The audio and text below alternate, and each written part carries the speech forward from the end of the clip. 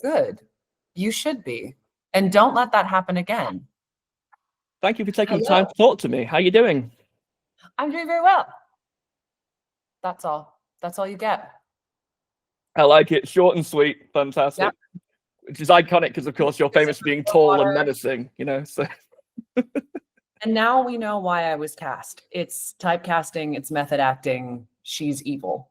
That's the way it's got to be. So how does it feel to be hosting the Golden Joystick Awards? It feels like that. No, it feels awesome. I always love working with you guys. You're awesome and awesome. I swear I have other words in my vocabulary besides awesome. Yeah, 10 out of 10 would work with you anytime. I'm very excited to be hosting the Golden Joysticks this year.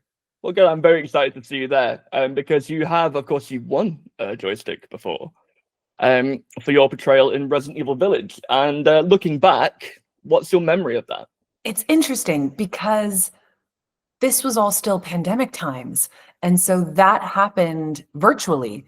And I remember being a little dum-dum, and y'all were probably laughing at me because you had me present an award. And then at the end, it was framed. They were trying to keep it a secret that I actually won the award. So it was framed in the lens of like, we're just going to have everyone record an acceptance speech just in case. And then whoever wins will play that relevant acceptance speech. So I did a speech and I was like, oh my God, thank you so much. Yep. And then they were like, no, you actually won it. No, this is real. This isn't not just refilming. This is the real deal. And so I had no clue. So I recorded and I had no clue. And then we had to re-record with an actual reaction because I was just doing the polite, like, wow, thank you so much for the bubbity boop. So it was very silly. So as usual, I was in just a whirlwind of chaotic emotion, and it was very gratifying to receive the award. Of course, this was a character and a role that changed my life in every possible way. And so then to receive awards like the Golden Joysticks and have all of the work that both I and the rest of the team with Capcom and the developers and the other actors on the game put into it recognized and rewarded was extremely, extremely gratifying. Well, I love that. Yeah, well, obviously Village was it still is an incredible game, but I remember when that came out and a few of us were playing it pre-release for like our respective jobs, and it just became this wonderful kind of contest as to who had the best run-in with Lady Dimitrescu during the game. Oh, that's fun. I just ran away every time. The moment I heard "stupid man" thing, I was like, sit straight out of there, rapid pace, terrified. Good. But you mentioned obviously, you mentioned the team, and we could talk about that for a while, but I kind of want to just go with that similar kind of energy and look at the wonderful nominees we have this year, specifically the incredible actors that we have this year.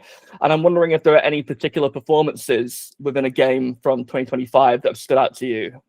I knew you were going to ask me this, and I got to say, this is Sophie's choice for me because now I'm friends with all of these people, and you can't ask me you can't ask me to decide. They're all so amazing and so talented and so incredibly deserving. So we're going to leave it in the hands of the fans and let them decide. And no matter who wins, I will be ecstatic. That is the perfect answer for the host. Wonderful. This was actually a secret audition. That was a test. and I passed it. Flying colors. That was wonderful. Wow. There are loads of great performances this year. I can't choose either for what it's worth. So you're not on your own there anyway. But as an actor, obviously you've given us some iconic characters. You mentioned Lady D. You think of Baldur's Gate 3 and that wonderful. You actually jump scared me in that game when the character does Orin does the transformation. It's like, haha, I was actually this person, and I just remember being really upset because it suckered me in, and I was like, about 80 hours in, and I was like, how'd I fall for this? Oh, you sweet, gullible little thing, you. That makes me very happy to hear. But with those incredible characters, how do you go about or rather, what is the most important thing that you believe you need to bring a role to life? Acting. No. I think, especially for the villains, because I've thus far predominantly played villains in these video games, it's very important that you don't judge them.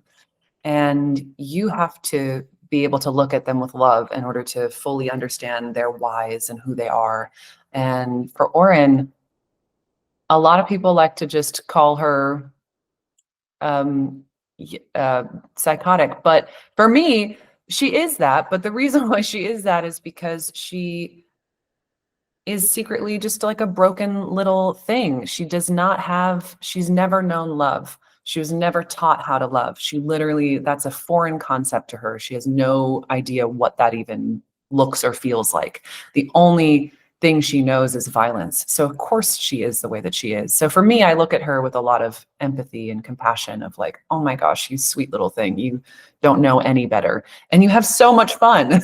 You have so much fun doing it too. So I think that's probably the most important part of what I do. And then also, I think specifically in video games, it's important as an actor to always remain flexible, because we have maybe like 1% of the information as actors. And then the developers and the voice directors, they have the other 99% of the information. So I might have come in making certain choices or having certain ideas in place, but I could show up on the day and they would be like, actually, we kind of need it to be more like this. And then it's my job as the actor to be flexible and versatile enough to drop what I had come in prepared with and be like, cool, we're going to go in a completely different direction. So you have to be able to have that collaboration and that flexibility on the day. Yeah, I never really thought about that, really. The idea that, because you do have your own interpretation and someone else could go, no. It's not it. You could book the job with your audition that you did one way, and then you come in to do the job and they're like, hey, we actually changed it, so we need you to do more like this, this, and this. And then you're like, cool, happy days. Got to switch. Yeah. Well, I mean, with your characters, you become sort of synonymous with them. So I like the idea that at a certain point, maybe you weren't actually aware of how they were going to be. So that's kind of cool. But related to that, I did want to bring up something. So I actually met you before, and that was in 2023 at the Golden Joysticks. And I worked at FGS at the time, so big love to them. I went to get water for me and some of the staff, and then you arrived for our interview earlier than I was told. So I was rushed back, and in Lady D's voice, you told me off for being late. And I just wonder, how often does that voice help you out in everyday life?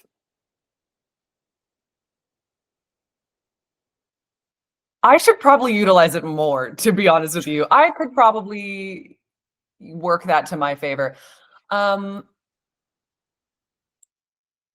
Maybe I tell myself off as Lady D's voice, like, do your laundry, God dang it.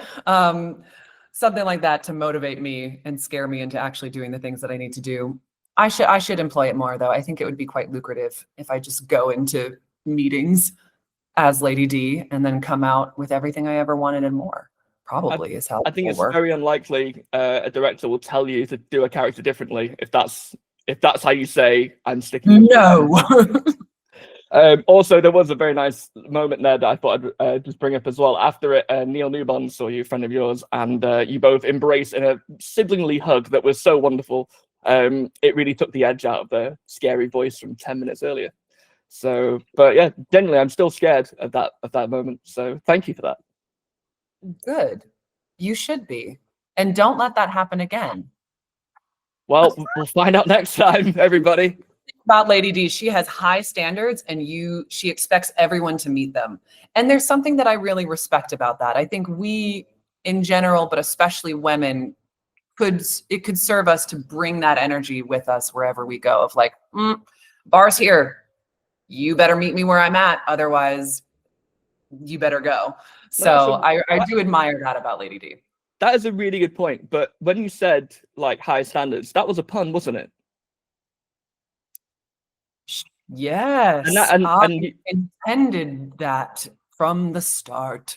And you think that's okay? Just a pun? I'm very upset. This interview is frankly going off the rails. Again. This is falling apart at the seams. This is terrible. You are walking a very thin line. It's true. I know. I'm sat down whilst doing it. Let's move on quickly before we get into more trouble. Resident Evil Requiem is our next year. Okay. Yes. You did this amazing trailer where you come and you talk about Resident Evil and kind of tip it, and because you are a Resident Evil icon at this point. So I love that you're saying that. Well, and I mean it with all my heart. So, as an icon of the series, do you have any sort of thoughts or hopes for the upcoming game? My thoughts and my hopes are, I'm so excited. It was so fun to do that video and to be working with that team. I'm so grateful to have been brought on to do that, and I'm deeply excited about RE9. I can't wait to see what it's about. This is generous because spoilers, actors know nothing. So I am equally in the dark about anything involved in it as everyone else is. So I will be just as excited once it's all unveiled. I also know nothing about the game, but I imagine it'll be quite scary. That's a safe bet, I would say. Okay, there we go. Confirmed. Given what we know about the franchise, it is a horror franchise. I think that's a safe bet. Absolutely.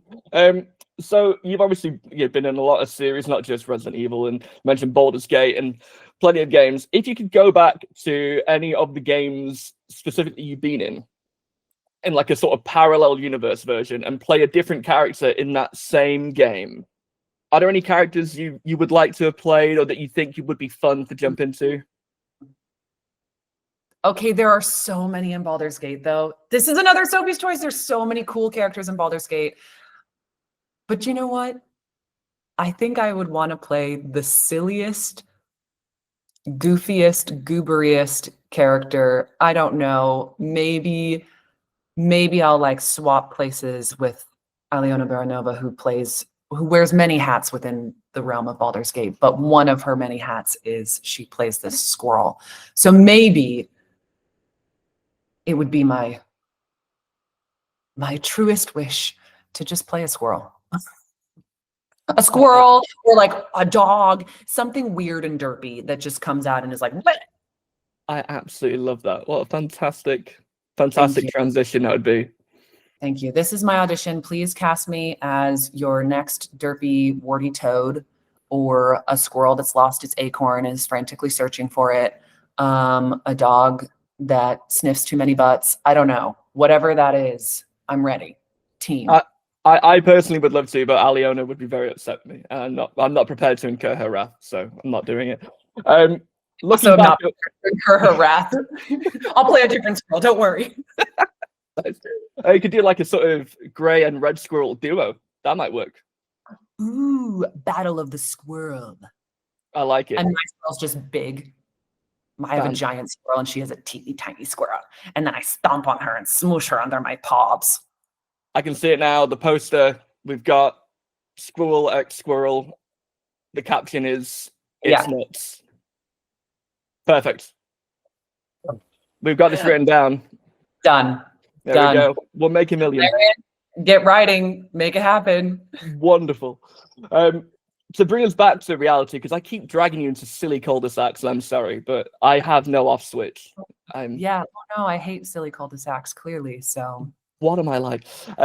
Looking back over 2025, it feels like a blur of amazing video game releases, like just non-stop incredible things.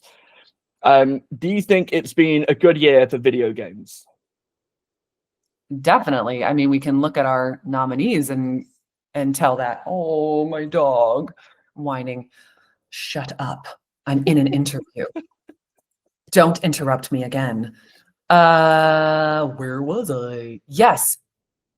We can look at the nominees list and already tell that it's been a fantastic year for gaming. There are so many cool games and so many different games telling different stories than I think we've ever seen before. So that is part of what is so exciting for me as a consumer.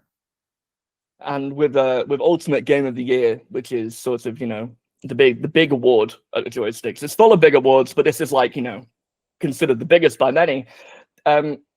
With it being an award voted for by the public, do you think that makes it more special at all?